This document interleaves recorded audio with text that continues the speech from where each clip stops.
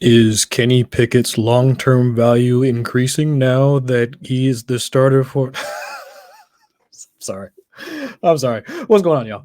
It's Chris Allen here. Adam Wilde out on assignment this week, and I had to at least do my best Wilde impression as the host and co-host. I'm both the leader and the sidekick for today's episode of the Dynasty Newsletter. But today's topic, we are going to go get into the flippening, the startering. Kenny Pickett is now the starting quarterback for the Pittsburgh Steelers. And a lot of folks had expected this to happen at some point earlier in the season with Mitch Trubisky not performing up to expectation, but it happened. We're here now. What should we do with Mr. Pickett, now that he is the starting quarterback for the Steelers? And I want to at least try and set up some level of expectation, from a dynasty standpoint, because we don't want to get into the scenario where he comes in, let's say he overperforms expectations, and now we're essentially double counting. We're so excited to see him actually do the things that we wanted him to do when everybody was drafting him, when he was expected to be this guy drafted in the first round and whatnot, had at least a decent draft capital, or not draft capital, but decent ADP, in super flex leagues and whatnot. So we had these expectations for him. Let's see if he actually performs up to those expectations and take it from there. But first week, first pass, very first attempt in the NFL winds up being intercepted. Now, I'm not going to say that both the picks were his fault. A couple of them, the Claypool, kind of looked like Claypool could have come back for it a bit more. But hey, that's the way that the ball bounces or gets tipped in the air in this particular case. But I do have a couple of positives. But y'all know how I typically approach the game. While I do try and watch as much as possible, I try and look at things from an analytical perspective. So at least if you are concerned about Kenny Pickett, if you're a Pittsburgh Steelers fan and also happen to be a dynasty manager, and you watch the performance and minus the name on the back of the jersey, you couldn't really tell the two apart if you looked at them. But there are at least a couple of things that kind of work in his favor. So if we were to look at things from an analytical perspective, simple chart. Simple chart because I'm a simple man. Trying to use Excel in order to pull as much data in there and see how much I can actually glean from what the numbers are telling me. But overall, if you were to compare Mitch Trubisky for the first 3 weeks to Kenny Pickett, in the one half of football, all right, small sample size, I get it. Kenny Pickett had higher air yards per attempt, higher yards per drive, at a similar deep ball rate, but he was more accurate and a higher passing success rate than Mitch Trubisky in the first 3 weeks. Now, again, I get it.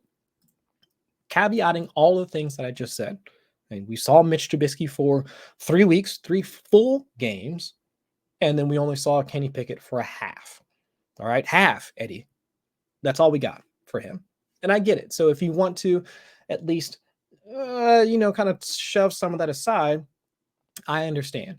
But if Pickett, even with the 2 picks, right, was still a bit more accurate on the rest of the throws that he made, also capable of pushing the ball a little bit more downfield, also capable of sustaining drives, albeit against the Jets secondary, a bit more than Mitchell Trubisky. That should be something that we should celebrate, or we should take away as a positive. And on top of that, he also brought along, the guy that we were expecting to see at least have a larger part of the offense almost immediately afterwards. George Pickens, right? That's what everybody was saying throughout the offseason, was that once George Pickens would get on the field, he should be the, not necessarily wide receiver 1, Deontay Johnson's still there, but he should at least have a more prominent role than just being the 3rd wide receiver on the field, because they do run 11 personnel, 3 wide receiver sets fairly often. But Pickett gets on the field. Pickens is now the leader in the clubhouse in targets just this past week on Sunday. 8 targets, 102 yards. And that's exactly what we wanted to see. Not just the short targets, deep targets as well. So if we're seeing a bump in the production for Pickens, that should also spell good things for Pickett. And looking at their upcoming schedule, who do they got? Let's take a look real quick. Who does the Steelers play over the next few weeks? I'm just talking short term. Of course, this is a dynasty show, Dynasty Newsletter. What's going on, football guys? But I mean, so let's see. They've got Buffalo, Tampa Bay, Miami, and Philadelphia before their bye in week 9. Tough schedule. I mean, but we've seen at least the ability for a couple of quarterbacks to get by them. Buffalo right now with their banged up secondary could wind up working out. Tampa Bay, I mean, more of a pass funnel anyway, so we could see that working out. Miami, if you work the interior portion of the field, I mean, that could spell good things for Deontay Johnson, considering he runs some of his routes out of the slot. And then Miami also, perimeter, don't test them. Interior, you can work that. So again, we need to see the reps from Pickett. We need to see the continued effort or development from him and make sure that his skills from Pitt actually translate to the NFL. Okay. And I think in his first outing, he showed enough that from a fantasy standpoint, he can at least be a developing quarterback, can actually produce from a fantasy standpoint, wound up with the 2 rushing touchdowns, which Najee Harris managers, okay, well, I mean, give him this one, give the Rook this one, and we'll see how things shift after a full week of game planning, and then we'll take it from there. But overall, I do think that there's at least enough there from his raw skills that from a fantasy standpoint, we should continue to roster him. We should continue to be at least, he should be meeting value or meeting expectations. Now, can he exceed them? I mean, that's still kind of what is up in the air, but at least for right now, through one half, all right, again, remember, one half of football, he has shown that he can do more with that, with the opportunity that he's provided, like the Mitchell Trubisky had over the first few weeks. So I think that is enough, like, to be said about like his prospects moving forward. It's not like he's going to wind up getting completely benched. They flip back to Trubisky, any sort of that sort of thing, unless he completely implodes. But for right now, I mean, it's Pickett's time. We should be able to move forward as dynasty managers with that expectation. And of course, all good things for George Pickens as well. But all right, here on the Dynasty Newsletter, we want to try and at least hit any of the other dynasty related news like across the league at this point. If you can, if you haven't already, go ahead and sign up for the Footballguys newsletter. I mean, all of the prominent content creators like for Footballguys are contributing like to this newsletter, whether it be Joe Bryant himself, Cecil Lammy, Sigmund Bloom. I mean, of course, Gene Bramwell with all the injuries that are kind of befalling all of the running backs like across the entire league, which segues into like my next topic or my main topic like for tonight. 3 rookie running backs. I mean, all of them were drafted. I mean, decent capital. I mean, day 2, something along those lines. But they were put into, let's say, semi-obscure situations. And based off their situation, based off their expected uses, I mean, it's worth going back and kind of taking a look back, like on our preseason takes, but then also where they're sitting at right now, and if their dynasty value has shifted, like up or down, or if it's actually worth it for you to try and go out and acquire them, like at this point. We'll start off down in Tampa Bay. I mean, we just watched the Chiefs pretty much roll all over. I mean, the Tampa Bay Buccaneers, but like in comeback mode, I mean, we wound up seeing a little bit more of Rachaad White, especially to the point where Rachaad White wound up taking a goal line dive like into the end zone, like getting his first score like of the season, which overall like should spell like positive things like for Rachaad White. Let's go back to the offseason. I mean, with Leonard Fournette, what was he trying to cut weight? I mean, we saw him, I forget what the weight he was, like 260 or something along those lines, and he needed to cut weight. And so while he was still hitting the treadmill and whatnot, we heard positive things like for Rachaad White, Tom Brady raving about the kid. I mean, they weren't even expecting a ton out of Giovanni Bernard. So from a passing game perspective, when things were all looking right for the Buccaneers with their offensive line before all the injuries befell them, we were hoping that we would see a bit more of Rachaad White, at least from a passing standpoint. But, I mean, really, does he have, I mean, the question still stands, like, does he have contingent value? I mean, that would at least be the hope, because most of Rachaad White's dynasty value kind of hinges on what that offense is going to look like in the post-Brady era. But even for right now, if you drafted him, you've got him sitting on your roster, I mean, is there a way for you to harvest like some of that value now with Brady still a part of the Buccaneers? And it does seem like there's a possibility for that to happen. Now, this is courtesy of Nate Yonke, like over at Pro Football Focus, and just kind of looking at some of the plays that Rachaad White has been involved in. I mean, while he hasn't had at least like the 2-minute drill, which from the standpoint of a game planning sense, I mean, you would kind of want a pass catching running back to have like to be taking like some of those snaps. I mean, taking some of those like quick dump offs and things of that, and like in a passing attempts of that nature. Haven't seen him there, but on third downs, I mean, especially last night, I mean, saw him getting mixed in there, and also seeing him like being used on almost half of the early down work as well, which is good. I mean, that's good to see him being used as a rusher, like in that sense. I mean, while we would still expect to see him continue to be involved as a pass catcher, I mean, also seeing him involved as a receiver, I mean, definitely a positive thing, definitely a positive sign for him as well, and especially getting that goal line work yesterday, despite the fact that, I mean, there was no way they were going to win like last night's contest, but seeing him being worked in, getting that usage, I mean, definitely a positive sign like for his fantasy value and for his dynasty value, like moving forward. And if we're looking at, okay, well, Leonard Fournette still getting most of like the passing down work, and that's okay. I mean, the expectation should be that with Leonard Fournette coming back to the team, that he would get a majority of the passing down work, at least just a month into the season. But as of right now, I mean, Leonard Fournette, his targets per route run, so just taking the total number of targets dividing by the routes that he's running so far, at about an 18-19% like clip as of right now. Rachaad White, 22-23%. So when he's on the field, and when he's actually out there running routes, like he has been targeted like more often than Leonard Fournette just a month into the season. So that's a good thing. I mean, again, just small steps. I mean, that's really what we want. I mean, I wasn't expecting, and hopefully as dynasty managers, you weren't expecting to see this quick and just decisive takeover of the backfield. That's not the role that we should have projected like for Rachaad White. So seeing at least the incremental steps moving forward, being used in the rushing game, being used in the goal line, like in a goal line type scenario, and also having at least a decent like pass catching role like in that offense. And better days should be ahead for him. So if you've got him, hold him.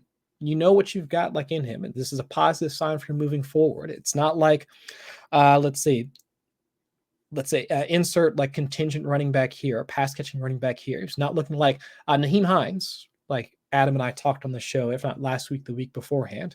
I mean, those are the guys that we expected big things for, pass catching running backs. I mean, James Cook in the same class as Rachaad White, barely getting used as a pass catcher. It's really the Devin Singletary show as of right now. So comparatively speaking, I mean, James Cook had a much higher ADP like throughout the offseason than Rachaad White did, but it's Rachaad White that's actually getting the opportunity. Rachaad White that's actually getting used at least somewhat like in the role that we projected for him, like once both got drafted. So if there is a way for you to continue like using like Rachaad White, at least there's again that incremental like move forward that we're seeing as of right now. So again, positive sign for him. James Cook, not so much, but we'll get to that though. But next running back that we wanted to get to, which I'm sure everybody is now super excited about and probably taking as many victory laps as possible, which I've seen plenty on Twitter or social media so far, is Dameon Pierce, like down in Houston. I mean, that is just almost a complete takeover as of right now. I mean, we're seeing more, I mean, just complete lion's share of the touches going to Dameon Pierce. I mean, with some usage, I mean, with the majority of the usage for Burkhead, like in the in third down situations, but early down, short yardage. I mean, shoot, we just watched him bust off at least a couple of at least one long run for a touchdown on Sunday against the Chargers. But still, I mean, that workload has completely shifted in his favor. But again, what were the expectations for Dameon Pierce? And when he was drafted, looking at his size, speed profile, and also looking at the competition for touches in his own offense, I mean, that should have been the expectation. It wouldn't have been a gradual type of thing, looking at Rex Burkhead, we're looking at the other players like on that roster and just kind of where they were at, like as an organization. I mean, the expectation should have been a quick flip or a flip of a switch, and then we wind up seeing Dameon Pierce in the lead back role, unless he wasn't capable of living up to that expectation, fumble problems or insert some sort of issue here. But now that we're seeing that, and we're seeing Dameon Pierce be able to be efficient, like with the ball, he's 12th in success rate according to Football Outsiders amongst all running backs at this point throughout the season. If all of those things are now lining up for him to not just be let's say, capable of sustaining that type of workload, but also being efficient with those touches, almost a touchdown every week, if I'm remembering correctly. I mean, that is the type of workload that we expected for him. He's also being produced on that workload. So we were right to expect that. But again, let's not go overselling it or double counting like Adam and I talk about like on the show. What situation did you expect? What scenario did we expect to see? And what workload did we project for him once that scenario hit? The run out is as we expected. And so we should treat it accordingly. I mean, conversely, one of the other situations, and this is probably going to be a hot waiver wire topic, not just for Dynasty, but for redraft leagues as well. I mean, Cordero Patterson down with a knee injury, going to be out for at least the next 4 games. So looking at the Atlanta Falcons, like running back usage, again, all courtesy of Pro Football Focus. I mean, just the charts like from halftime, like through week 4. I mean, while Cordero Patterson like was winding up having most of the touches because he didn't go out until midway through the third quarter, we were still seeing a healthy mix of Tyler Allgeier. I mean, which again, kind of expected. Looking at the way that Cordero Patterson was being used, not just as a rusher but as a pass catcher, we kind of expected a split workload between the two. Think about it as a Melvin Gordon, Javonte Williams-esque like type situation. But with Cordero Patterson now down in the second half, I mean, it was essentially a similar split workload between him and one Caleb Huntley. So while everybody should have expected to see, in the case of Cordero Patterson going down, something along those lines, I mean, there would have still been a split workload. I mean, there hasn't been, or at least there should not have been, like the expectation that Allgeier would have completely taken over the workload for that backfield. I mean, they still had Dameon Williams kicking around. They still had multiple other options there capable of toting the rock if they were healthy.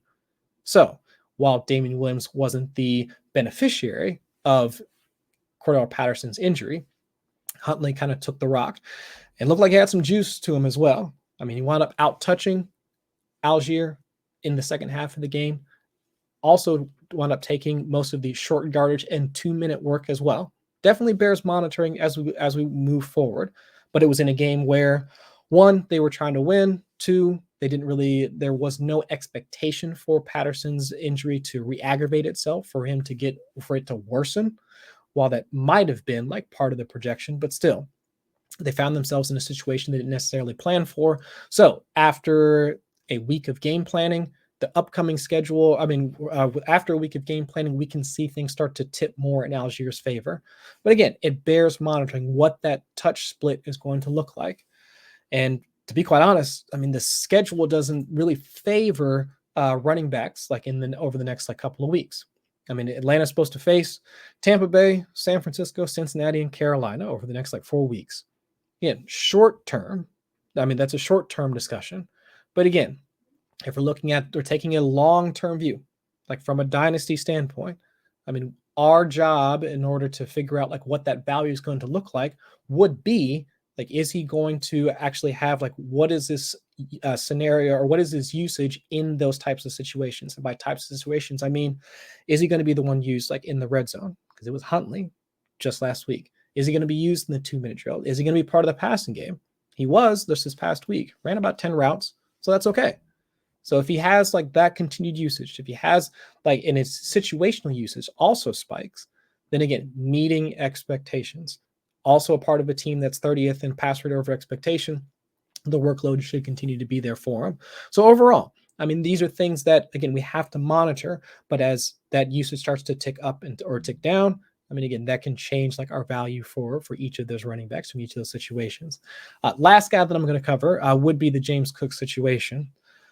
I don't know what to say about this, but Devin Singletary looks like he's improved. I mean, for all of the expectations that we had for James Cook coming into the league, I mean, I did a video about it during the offseason. Flip back. I mean, just go over to YouTube, search in there, Footballguys. Actually throw in there Footballguys and James Cook. And then a video with my face should pop up.